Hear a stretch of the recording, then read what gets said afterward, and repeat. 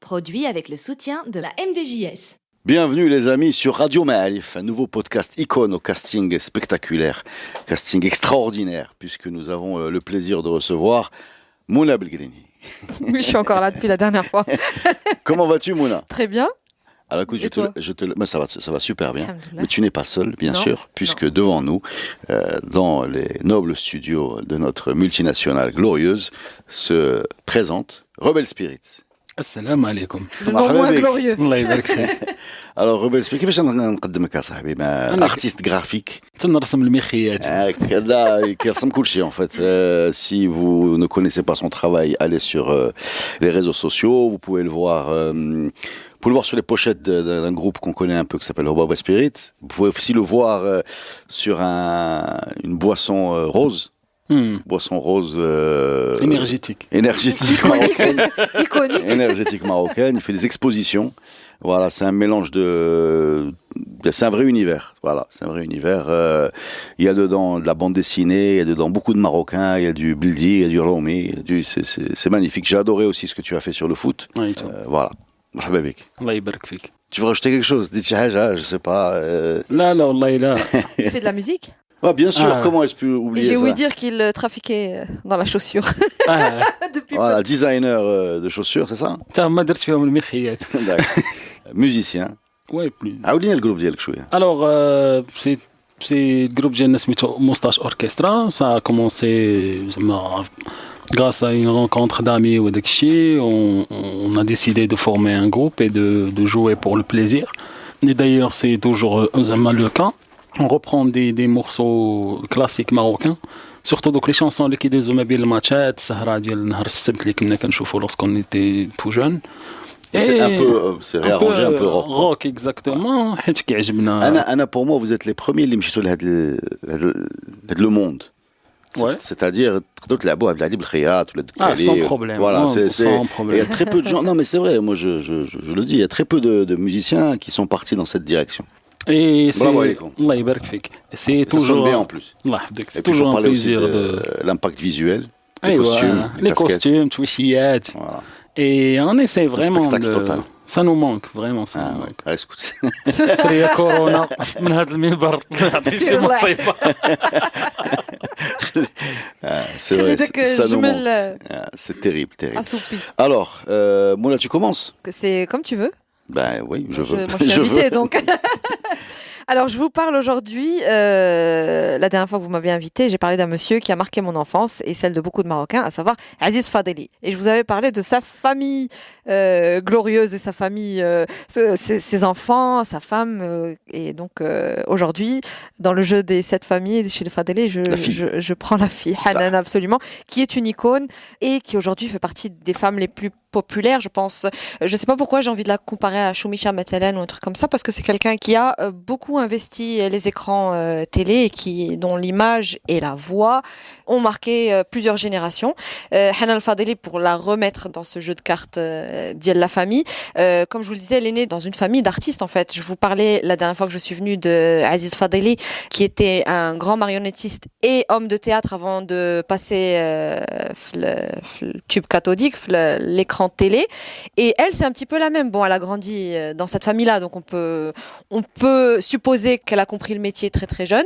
Et ce qui se passe, comment elle se lance dans tout ça, c'est que comme son papa, elle aime beaucoup l'humour, alors qu'elle aurait pu faire d'autres choses. Elle aurait pu être actrice dans un registre différent, mais elle a toujours aimé faire le pitre, et c'est vraiment peut-être celle qui ressemble le plus à son papa.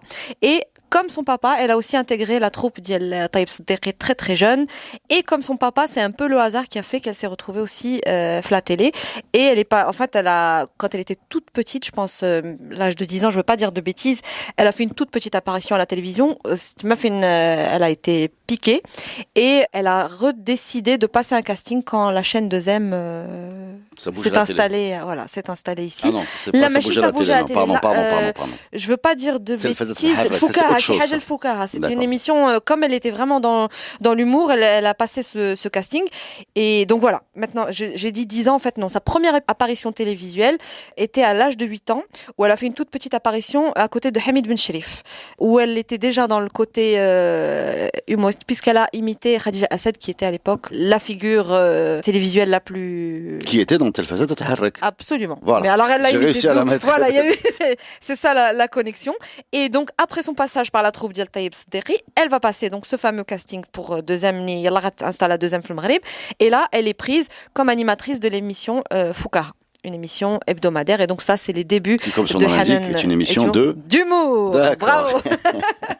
Et donc voilà, elle se révèle dans ce rôle-là d'animatrice, mais aussi d'humoriste. Et ce qui est génial avec Hanan Fadeli, c'est qu'elle va réussir tout au long de sa carrière à conquérir le public de différentes manières. Donc, Nesla Qdam leur télévision, d'abord parce qu'elle est fille d'eux, mais pas seulement. Elle est talentueuse, c'est pas parce qu'elle est fille d'eux qu'elle fait ça. Mais plus elle avance, plus elle creuse son sillon. Elle creuse son sillon et de différentes manières. Elle parle aux Marocains leur langue. Les personnages qu'elle incarne, que ce soit fait les émissions la Menbet dans ses sketchs ou la Menbet parce qu'elle va faire aussi du stand-up, etc. Ce sont des personnages qui parlent à tout le monde. Elle arrive à jouer sur plusieurs registres et elle professionnalise la chose à chaque fois. C'est-à-dire que même si elle se fait un nom, même si elle est connue, elle prend le temps d'aller maintenant s'inscrire les cours Florent à Paris pour renforcer tout cet acquis, une base. Alors qu'elle est déjà connue, mais elle va renforcer tout ça. Bref, c'est quelqu'un qui est iconique pour plusieurs raisons. D'abord la présence, parce qu'une icône, on l'identifie, on la voit, on l'entend, on sait qui c'est, et elle est iconique dans le côté sentimental. Je pense que beaucoup de gens l'aiment. C'est quelqu'un de très sympathique. Elle génère des sentiments positifs. Absolument. Elle a ce capital sympathie énorme. Elle est iconique parce qu'elle fait aussi partie de cette fratrie et de cette famille.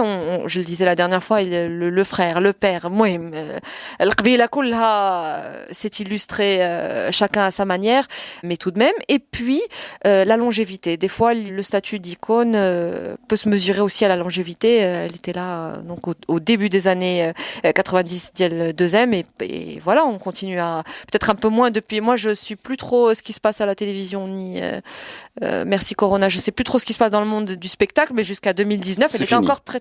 C'est mort. Il n'existe plus. Mais en tout cas, jusqu'à 2019. C'est un monde englouti, madame. Iconique jusqu'au bout. Et après, j'ai pas beaucoup d'anecdotes sur elle. Moi, je la connais pas personnellement, mais voilà, Hanan Fadeli, ma grand-mère sait qui c'est, ma mère sait qui c'est, ma sœur sait qui c'est. Elle a croqué des trucs très marocains, quoi. Voilà, absolument. Et puis elle sait s'adapter. C'est dur l'humour, c'est très dur, parce que nous, on est capable de rire de nous-mêmes. Je parle en tant que peuple, je parle pas en tant que. Après, quand ça passe à la télé, dans le privé, Shdan et compagnie, on peut rigoler. Là, c'est pas ça. C'est que quand on arrive à la télé où c'est plus institutionnalisé, il faut pas vexer, il faut faire attention, etc. Et comme ça, avoir des éclairs de spontanéité qui touchent vraiment notre culture dans un monde aussi surveillé, normé, etc. Voilà, c'est des petites lueurs comme ça de soleil dans quelque chose de très fermé, quoi. Absolument. Et puis des gens qui restent, intègres, j'ai envie de dire, parce que des fois, quand on tombe dans ce statut d'icône, il y en a qui en faut trop, tout ce qui est publicité, par exemple, ou qui se je sais pas si mon idée est claire. Tu parles de Choumécha, c'est le même cas. Voilà, pour moi, c'est un peu le même. Maintenant, tu peux payer pour parler avec les vedettes, apparemment. Tu payes pour avoir des appels. Est-ce que tu as mis en place ce numéro? Parce que moi, je t'ai appelé gratuitement. Justement. Il faut saisir l'occasion. Mais voilà, pour moi, Hanan Fadeli, icône de l'humour et de la télévision et figure publique sympathique. Absolument. Très bien. Alors moi, juste pour juste un petit bonus, je vais vous parler d'un autre Fadeli. Ouais. Milieu de terrain de Jismelaki. J'étais sûre. Je viens de réaliser quand tu parlais des Fadeli, j'ai vu. Alors on l'appelait Bibia. Voilà. Ce qui n'était pas très élégant, balle au pied, il avait les pieds un peu écartés, c'est un milieu de terrain, Aziz Alafaria, c'est le joueur un peu besogneux qui va te boucher les trous, qui va jamais te faire une passe décisive ou un tir spectaculaire. Par contre, Kader Hala, de gros volumes physiques. Et pourquoi j'ai envie de parler de Fadeli? Parce que j'ai réalisé, il a fait de l'équipe nationale, bien sûr, il était dans les phares de l'équipe nationale, c'était, en général, il jouait à l'extérieur et à domicile, c'était plutôt soit Timoumi, soit... Non mais j'ai réalisé qu'on ne connaissait pas son prénom.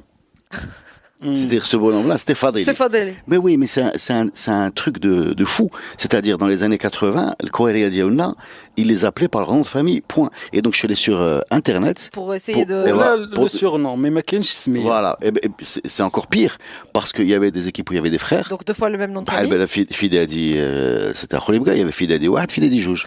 Le Brésil aussi. à un Voilà, certain moment. les gars de Knetan, bref. Et jamais, parce que j'imagine que le papa n'a pas appelé tous ses enfants Fidadi, Wahed et Fidadi Jouj, je crois Mohamed Abdullah. Mais voilà. Et donc, c'était juste pour signaler que Fadeli s'appelle Hammo. Voilà, et c'est sur Internet, alors qu'on le connaissait. Voilà. La question est, sont-ils de la même famille Ça, tu aurais dû creuser. Voilà, ben écoute, je suis désolé, j'ai improvisé ça pendant que tu parlais de Fadeli. On cherchera. Merci, Mouna. Avec plaisir. Et je me tourne vers l'homme que Connais-tu l'on... Hanan Fadeli?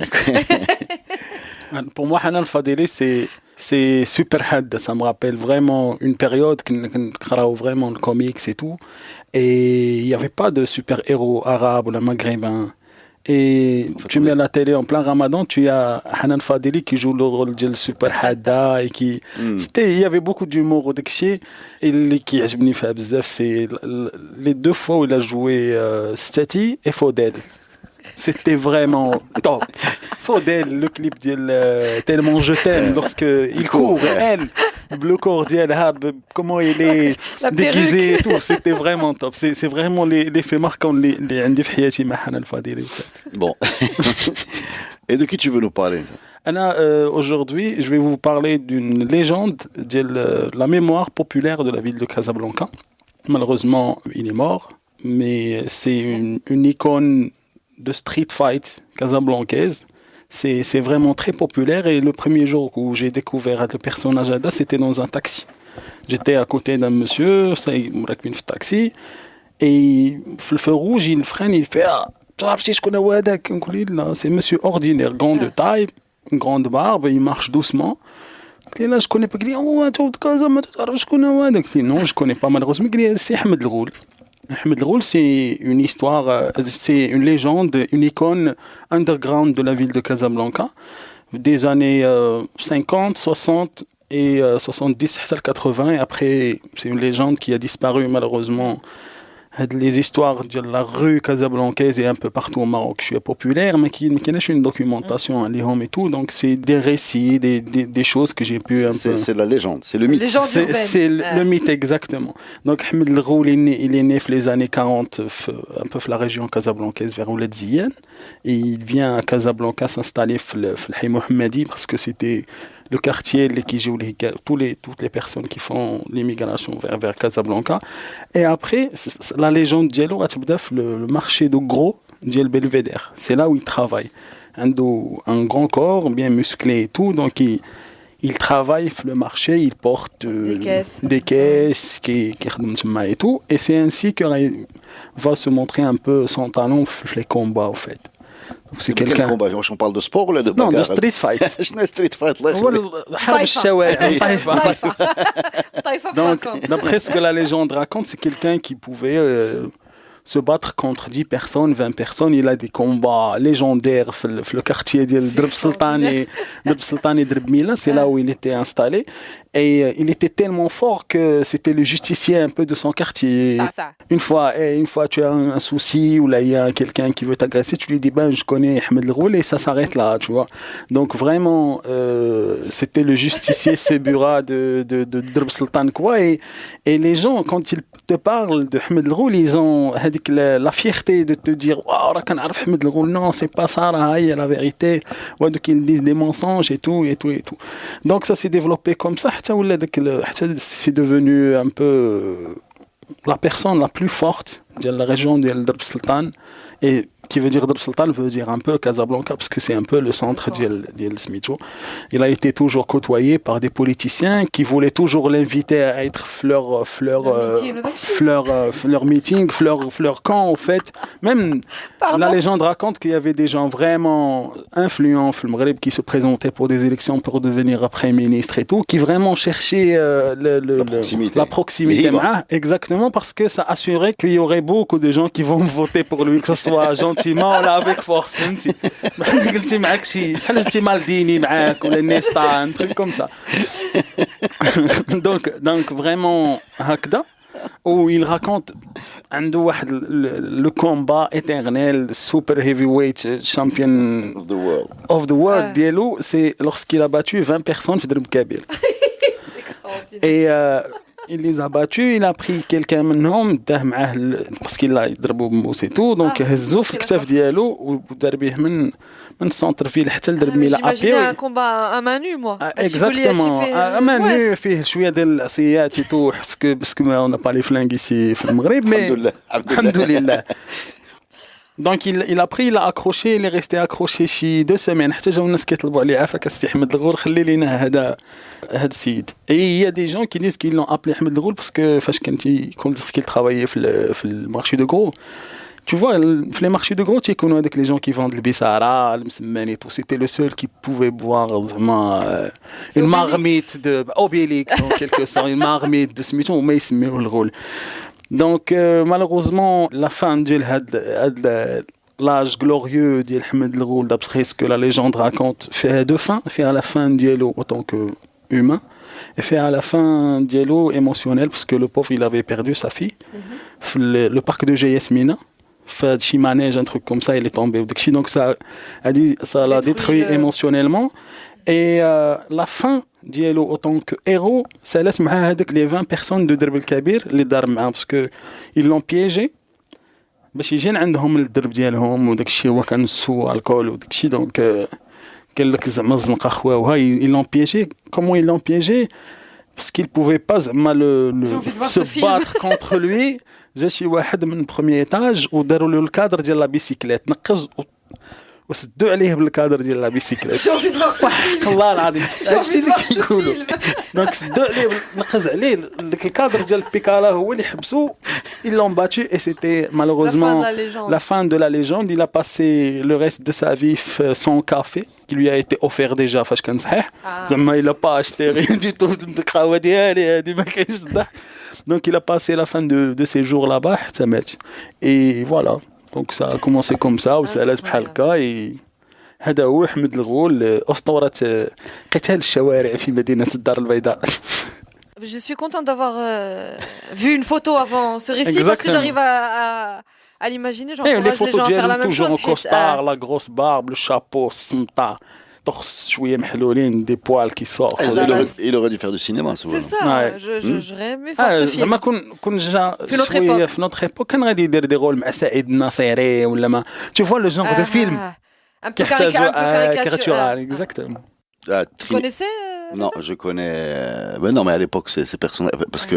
C'est la spécialité de. Non, mais il faut se mettre dans l'ambiance de l'époque. Et c'était les moments où on allait voir dans les films, dans les cinémas de quartier. Steven Seagal et compagnie. Non, avant Steven Seagal, il y avait Trinita, voilà, exactement. C'est avant Steven. Là, Steven Seagal, c'est moderne. Non. Avant, c'était Trinita. Trinita, c'était lui et son Bud Spencer et Terence Hill. Voilà, exactement. Et même la période. C'était de la violence un peu BD, en fait. Voilà. Exactement.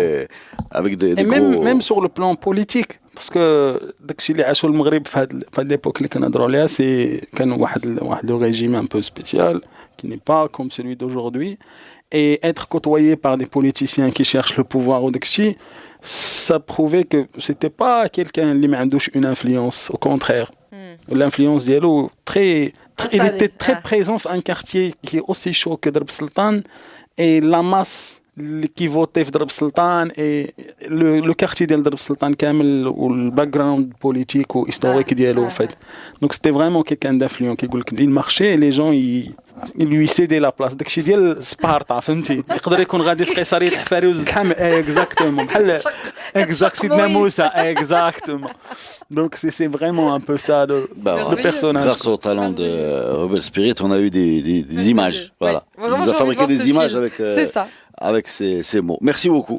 Avec grand plaisir. Voilà, super. Merci. On est sorti un peu de notre charte habituelle. J'avoue.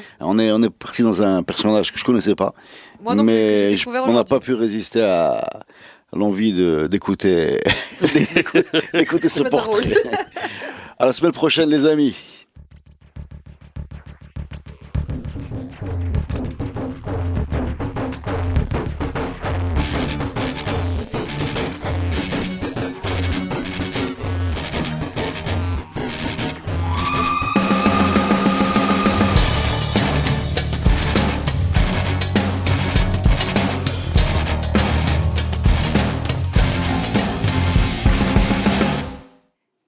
Produit avec le soutien de la MDJS.